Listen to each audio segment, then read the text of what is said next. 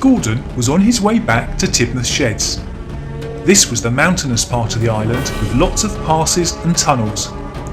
As he went through one of the passes, his weight dislodged a number of rocks onto the track below. Steaming round the bend, he saw the rocks late, applied his brakes, but couldn't stop. Gordon hit the rocks and derailed, hitting the side of the tunnel.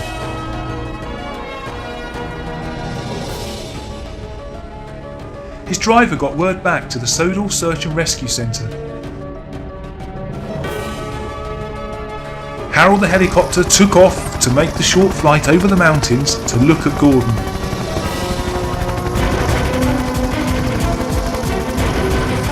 His mission was to decide upon the best way to rescue him. Harold loved hovering over Sodal.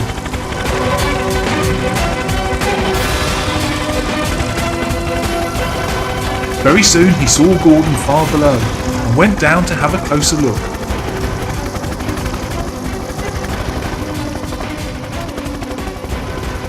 "Don't worry, Gordon," Harold shouted. "We'll soon have you back on the track."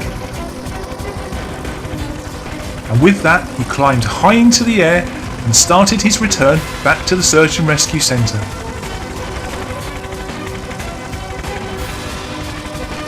Harold radioed ahead with his report, and as he landed, Thomas, who was the Search and Rescue duty engine today, was already getting Rocky the crane out of his shed.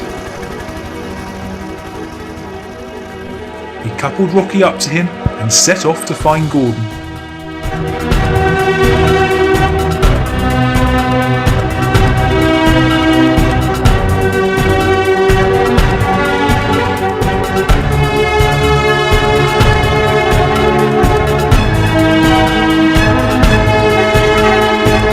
Thomas and Rocky eventually arrived, but because Gordon was blocking the track, Thomas had to back Rocky up.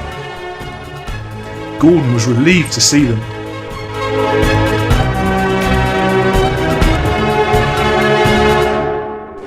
Rocky got into position and swung his arm out over Gordon.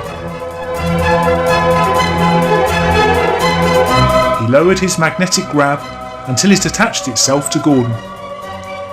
Rocky then heaved with all his might and gradually lifted the front part of Gordon and placed him back on the rails.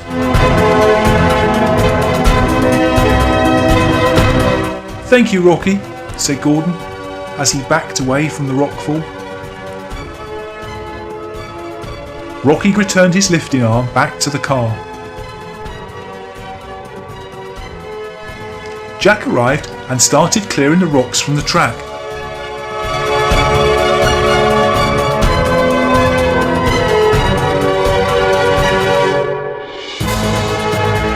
Very soon the track was clear and Gordon could continue on his journey.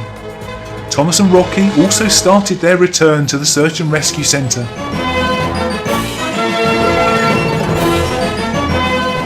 Gordon was very careful on the mountain passes now, and Thomas and Rocky were delighted to have helped their friend. Thomas returned Rocky to his shed, and the Search and Rescue Centre was ready and on standby to help others in trouble.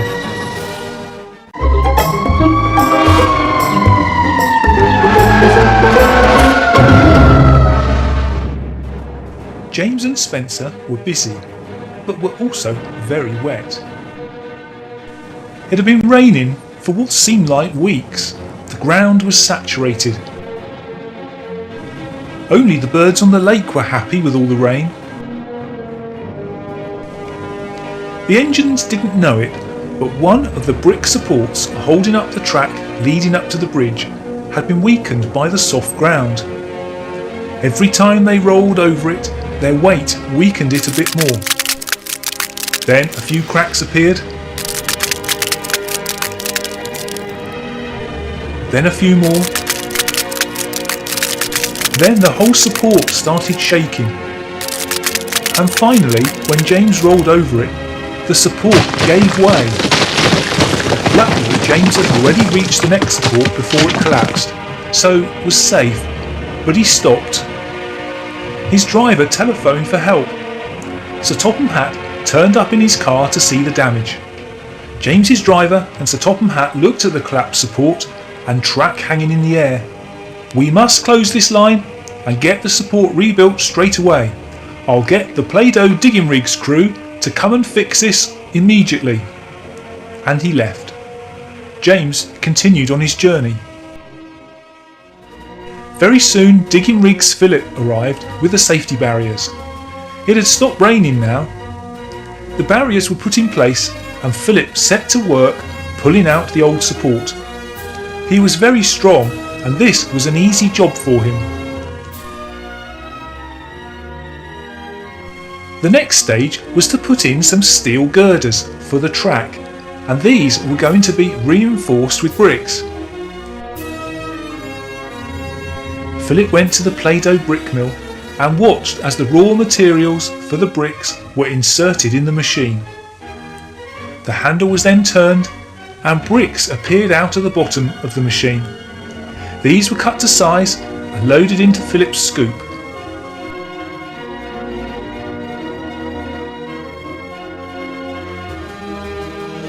He returned to the track and started building the brick support around the steel. He needed a lot of bricks, but very soon the support was finished.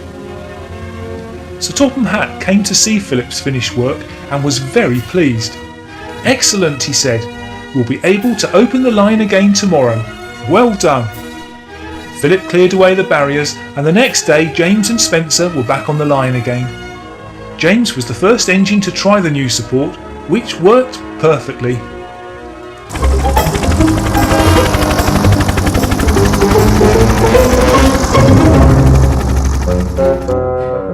Sometimes you just know that it's going to be one of those days. Well, for the engines working down at Brendam Docks, today was one of those days. The troublesome trucks were being extra troublesome. There was a lot of cargo to move and Thomas and James were helping Salty and Porter.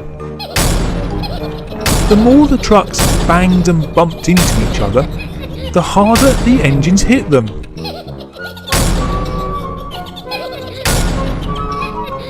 This was getting a little out of hand. Then there really was trouble. A troublesome truck pushed another truck really hard. It hit James and its cargo of paint pots spilled out all over poor old James. There was red, green and yellow paint everywhere. And if that wasn't bad enough, the same thing happened to Thomas, but this time with coal. Sir Topham Hatt heard about the trouble and arrived quickly. "Trucks," said Sir Topham Hatt, "you must stop being so troublesome to the engines.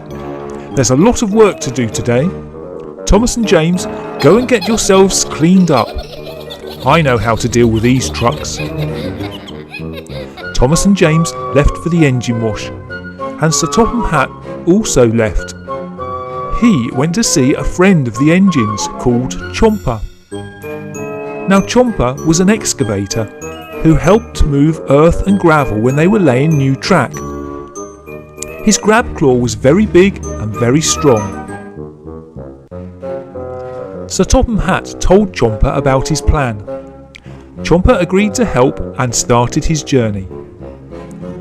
Back at the docks, Thomas and James had returned and the trucks were being readied for more cargo. They were still very troublesome though. Chomper then arrived and went up to the trucks. The trucks started laughing at him. "You don't scare us, Chomper." With that, Chomper stretched out his grabber and grabbed one of the trucks. He then lifted it clean in the air. The trucks stopped laughing. "Put me down! Put me down!" Chomper agreed, but he put the truck down on top of another truck to the delight of the engines.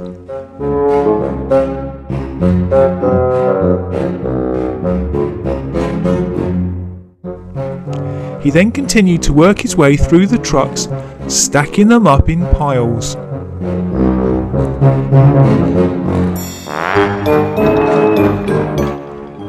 And he had a little help from Thomas.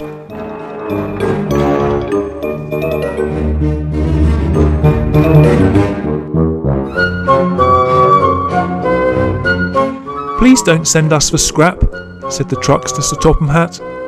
"We'll behave now." Sir Topham Hatt said he'd think about it, and he thanked Chomper for his hard work.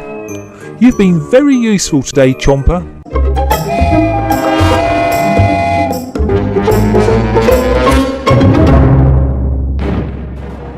It was raining. In fact, it was quite a storm. Captain, the Sodor lifeboat, was sheltering in his dock at the search and rescue centre when he got a message that a boat had drifted onto the rocks near the Sodor lighthouse. Luckily, the passengers had been able to scramble out before the boat turned onto its side, but they now needed rescuing from the lighthouse. Captain set out from the shelter of his little dock into the wind, rain and waves. He was used to the rough sea. Most of his rescues were in these conditions. A few years ago there would have been a lighthouse keeper at the lighthouse to give the boat's passengers some protection, but it was now a fully automatic lighthouse, no lighthouse keeper. Captain battled through the waves and eventually arrived close to the lighthouse.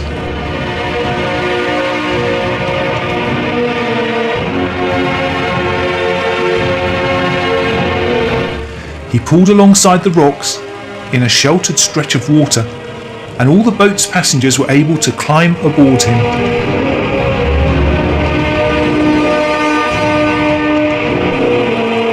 With everyone safe, he moved away from the rocks and started the voyage back to the shelter and safety of his dock at the Search and Rescue Centre.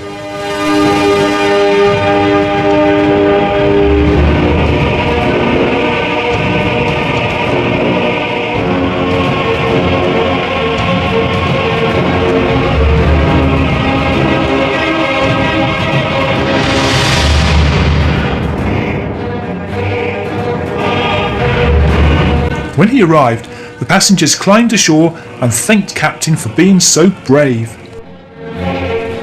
Thomas arrived with Annie and Clarabel to take the passengers to the main search and rescue building where they could get dry before being taken back to their homes. The storm carried on for quite a while, but everyone was safe and the search and rescue centre was again on standby to help anyone in trouble.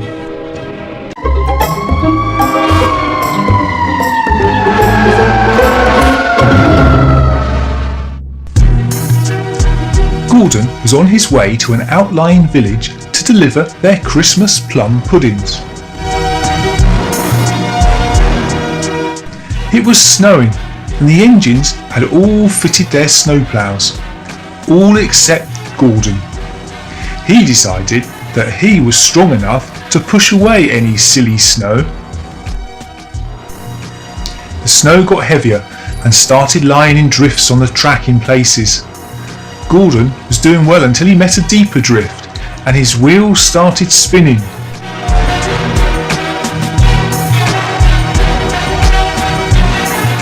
And spinning. And spinning. Until they were still spinning, but he wasn't moving. He was stuck.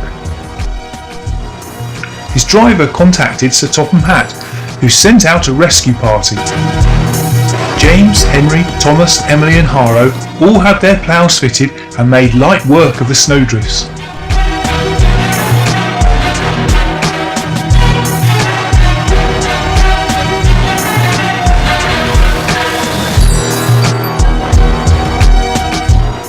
James and Thomas reached Gordon first.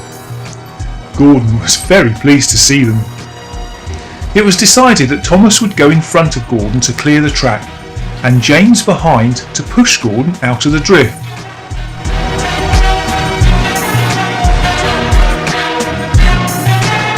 Gordon puffed his hardest, and with James pushing, he slowly moved forwards and out of the drift.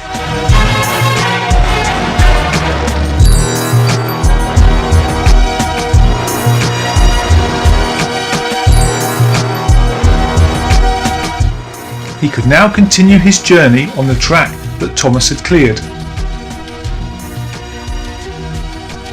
James stayed very close behind, and as soon as Gordon's wheels started to slip on the snow, James was there to push him forwards.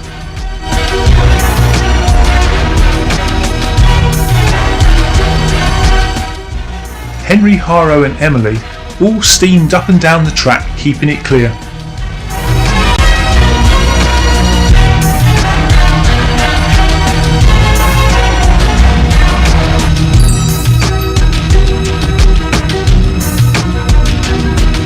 Eventually, Thomas, Gordon and James reached the village to deliver their Christmas plum puddings. The villagers were really grateful and gave them all a big cheer.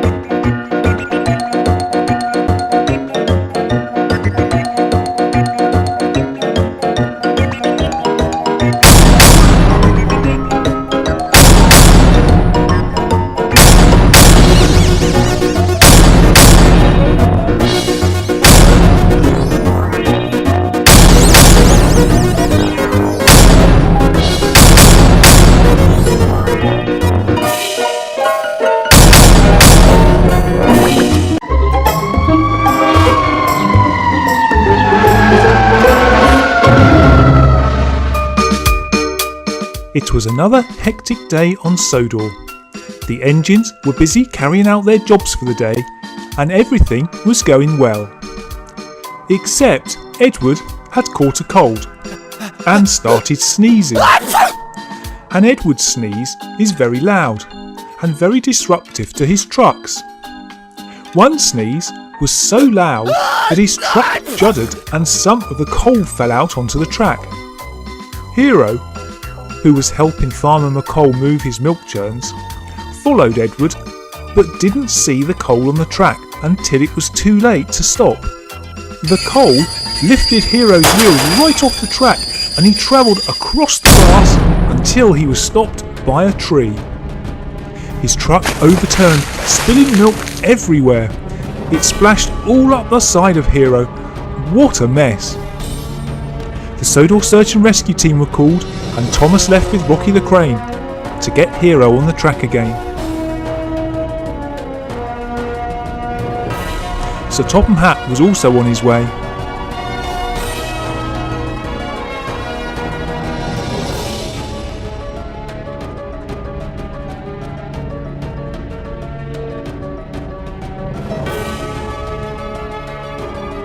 Thomas and Rocky arrived, and Rocky immediately swung into action.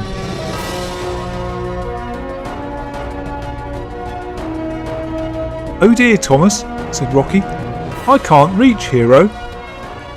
Just then Sir Topham Hatt arrived. He looked at the problem and said, "Don't worry, Hero, I've got an idea." Now on the other side of Sodor, the sleepy side of Sodor, there was a garage. It was Grandad Dog's garage. Daddy and Mummy Pig then drove into the garage. They were taking George to the dentist and wondered if Grandad Dog could look after Pepper. "Of course I will," he said. "I'll be able to play with her because nothing interesting ever happens here." Pepper jumped out. Mummy and Daddy Pig left. Pepper played with Grandad Dog, and then the phone rang. "Come on, Pepper, we've been asked to help with a railway rescue." Now Grandad Dog's garage might be small, but he has a very big tow truck. Back at the accident, Hero was being very patient.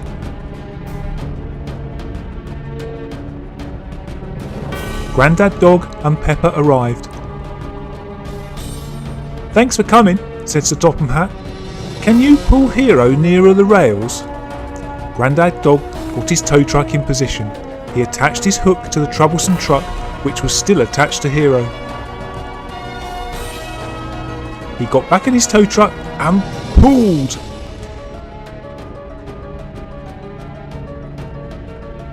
Hero gradually moved nearer the rails, where Rocky would be able to reach him.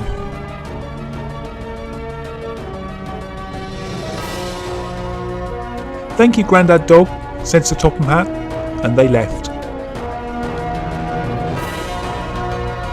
Jack then arrived to clear the coal.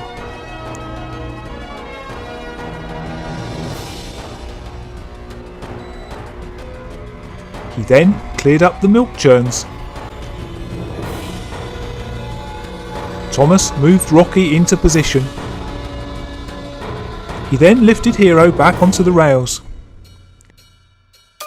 When Rocky had finished, Thomas started his journey back to the search and rescue centre. Hero, still covered in milk splashes, moved off in the direction of the engine wash.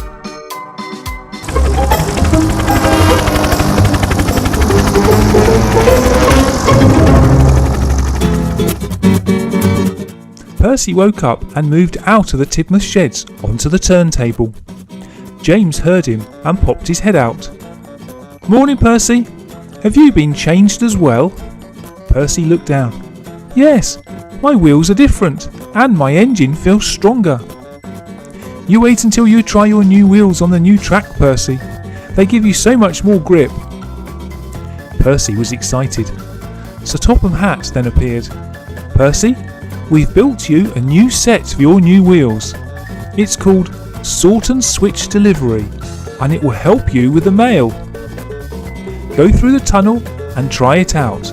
I'll see you later." Percy sped off fast on his new wheels in the direction of the tunnel, and this is his actual speed on fresh batteries.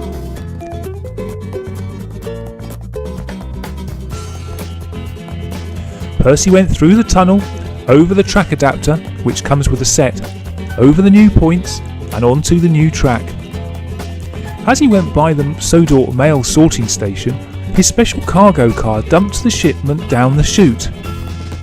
He raced round to the Sodor post office to retrieve it, where it had transformed into a different colour.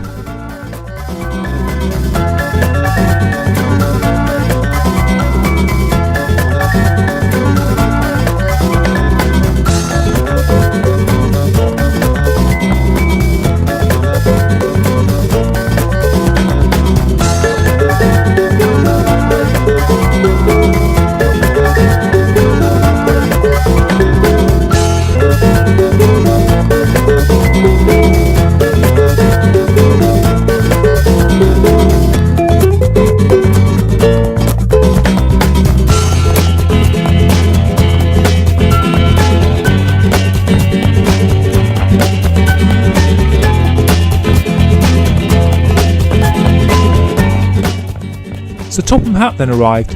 "How do you like your set, Percy?" "It's great," said Percy. "Wait there just a minute, sir. I've found a parcel addressed to you from Brazil."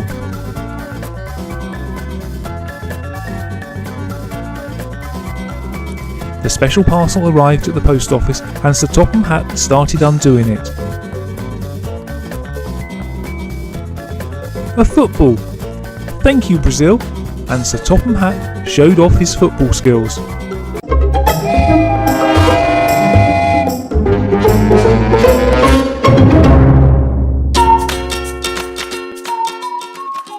New Percy and new James were busy getting used to the new Trackmaster track.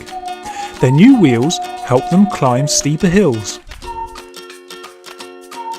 Old Spencer then turned up at the new track. "Hello, Spencer," said Percy. "Do you like our new track?" "I'm going to try it," said Spencer. "No, Spencer, you can't," said Percy. "You haven't got your new wheels yet." "I'm the fastest engine on Sodor," said Spencer, "and nothing stops me." With that, he rushed onto the new track and started up the steep slope. It wasn't easy. His wheels started spinning and he was juddering. "Come on," said Spencer. His fireman opened his boiler to shovel in more coal as Spencer leapt into the air with one final heave, driving him over the brow of the hill far too fast, and he crashed at the bottom. "Maybe I should have waited for my new wheels," said Spencer. What he didn't realise was that when he reared up at the top of the hill, some of his hot coal fell out of his boiler onto the wooden sleepers. The sleepers then caught fire, and before long the middle of the bridge was really burning.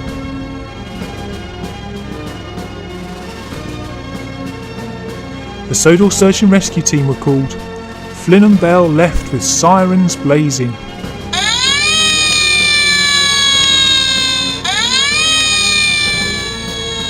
Flynn arrived first. The fire on the bridge was so high up his jets wouldn't reach from the ground, so he had to go up the bridge itself. Then there was trouble.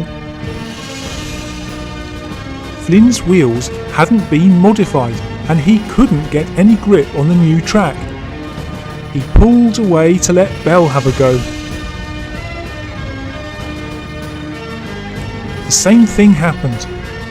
The search and rescue fire engines hadn't any new wheels between them. Sir Topham Hatt arrived. "Oh dear, I seem to have overlooked your modification," he said. Then he thought, "I know who can help." Very shortly, Play-Doh Diggin Rig's Boomer the fire truck arrived. He was a huge fire engine. "Thanks for coming," said Sir Topham Hatt.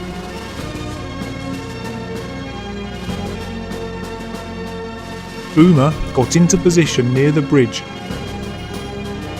and started pumping water. The fire was extinguished quickly. "Thank you, Boomer," said Sir Topham Hatt. "That's really kind of you." Boomer left. "That just leaves you, Spencer. You really should have waited for your new wheels before trying to go up a steep hill like that." Spencer had already realised his mistake. Thomas, the duty fire engine for the day, eventually arrived. He had his new wheels fitted, but had struggled pulling Rocky's weight on the old track. Still, Spencer wasn't going anywhere. Thomas moved Rocky into position. He moved his arm out, attached his magnetic grab onto Spencer's tender, and heaved it back onto the track. "Thank you, Rocky," said Spencer. Rocky moved his arm in and Thomas pulled him away. Spencer had to continue his journey on the new track, but he took it very carefully and looked forward to getting his new wheels.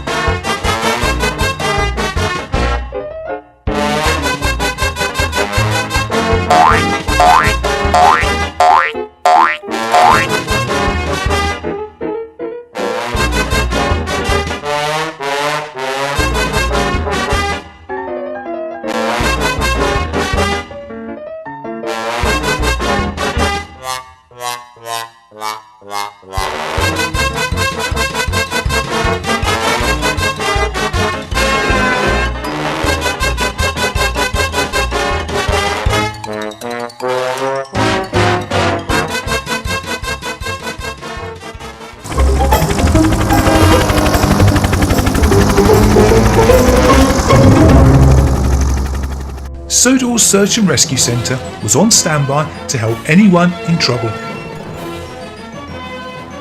Harold had just taken off to go on one of his routine patrols. It was a nice clear day on Sodor and flying was easy. Just then he got a call to say that a house in a nearby village was on fire. Harold was quite close to the village and quickly arrived to get a good look at the extent of the fire, while the Search and Rescue Centre prepared Flynn and Bell for action. "Don't worry," he shouted, "Flynn and Bell are on their way." The people told Harold that nobody was inside the building, which was a relief.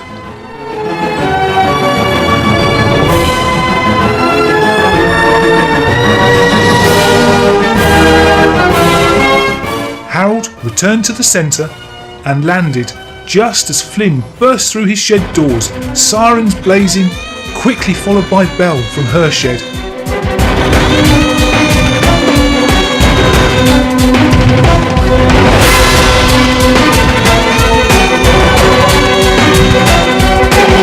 Firing Flynn to the rescue! They raced each other through the country and into the village.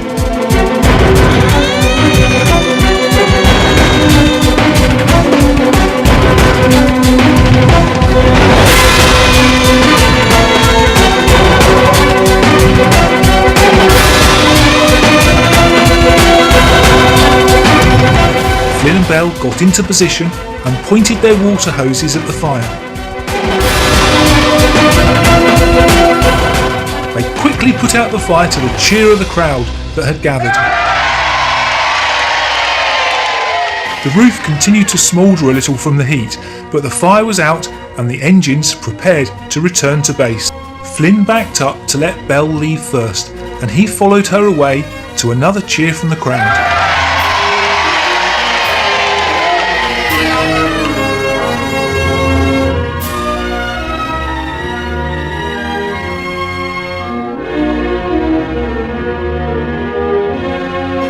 The engines made it back to the centre in good time, returned to their sheds, and the Search and Rescue Centre was again on standby, ready to help anyone in trouble.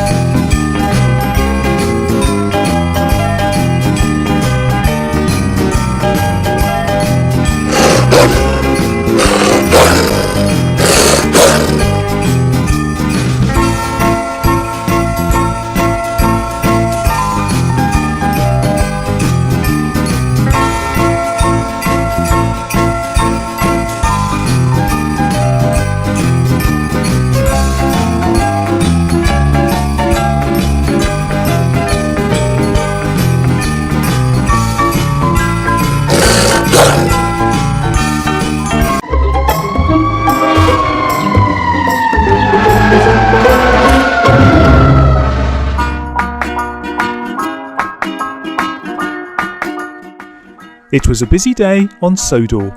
The engines and buses were hard at work moving passengers and cargo. Now there was one bridge which was higher than most of the bridges on Sodor. It went over 2 other railway tracks and 2 roads. If you wanted to see engines and buses, this was a good place to come. There was always something happening. Today, Percy found that he couldn't go as fast as usual up the slope to cross the bridge. "These trucks are really heavy today," said Percy. Then there was trouble. The extra weight in the trucks caused one of the bridge supports to give way, and the bridge just collapsed with Percy and his trucks crashing onto the road below.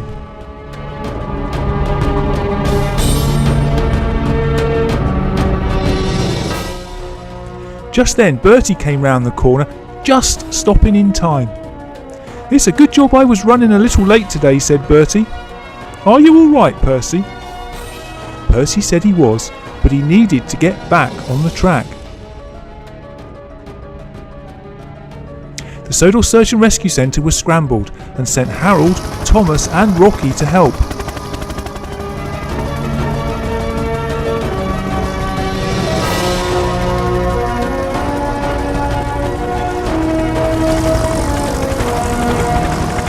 Sir Topham Hatt was on his way in his car.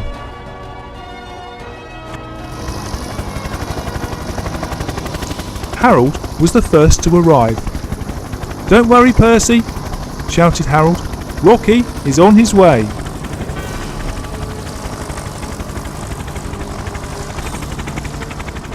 Sir Topham Hatt arrived, followed by Thomas and Rocky. "Rocky, you need to uncouple your end car and Thomas will push you onto the safe part of the bridge." The workman uncoupled Rocky's car. He then got into position very carefully on top of the bridge. He swung his arm out and lowered his magnetic grab that was attached to Percy. Rocky heaved and pulled Percy upright. Percy's rear wheels were now on the track again. "Rocky, we need you to pull Percy up the bridge track now."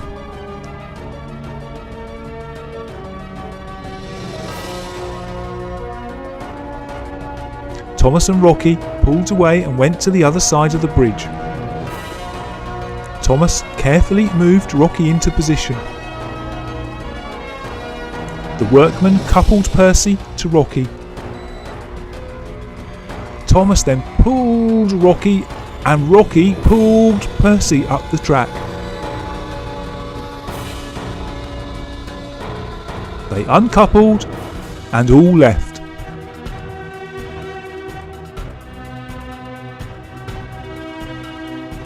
Digging Rig's chomper arrived and started clearing the mess and repairing the bridge.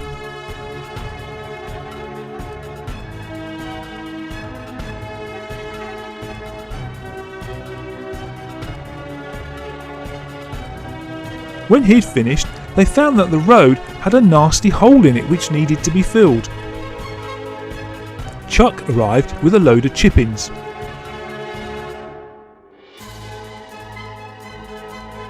He tipped them out over the hole.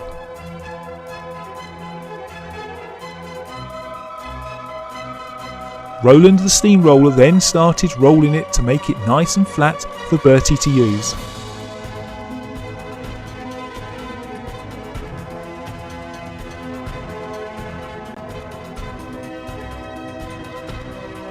With the road repaired, Bertie eventually continued on his journey to a cheer from his passengers. Sir Topham Hatt left and Percy returned for his trucks. He then tested the repaired bridge on his way home.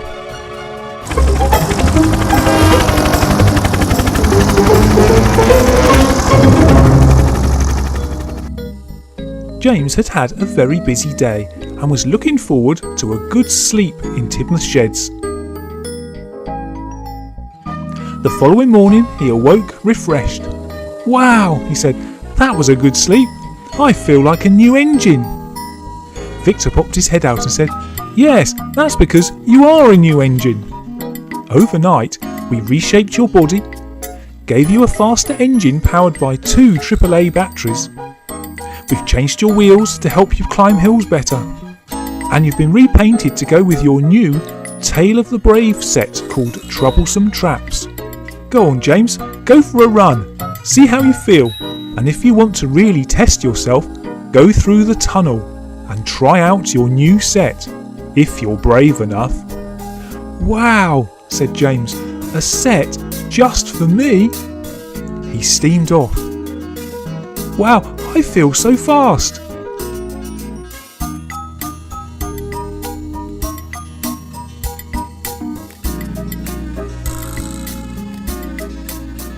He came to the tunnel and stopped. "Am I brave? Yes, let's give it a go." And off he went. He came through the tunnel, over the adapters joining the 2 track types together, over the redesigned points, and on to his very own set, Troublesome Traps.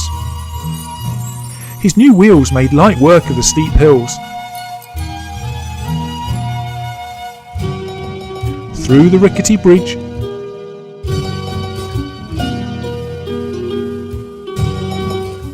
past the scary haystack and onto the haunted barn. He tried it the other way around as well.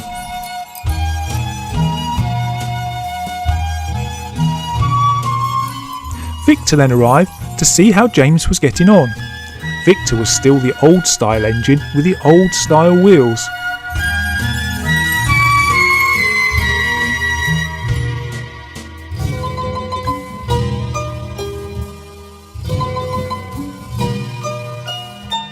"It will be dark soon, James. Good luck." Darkness fell, and it got a whole heap scarier.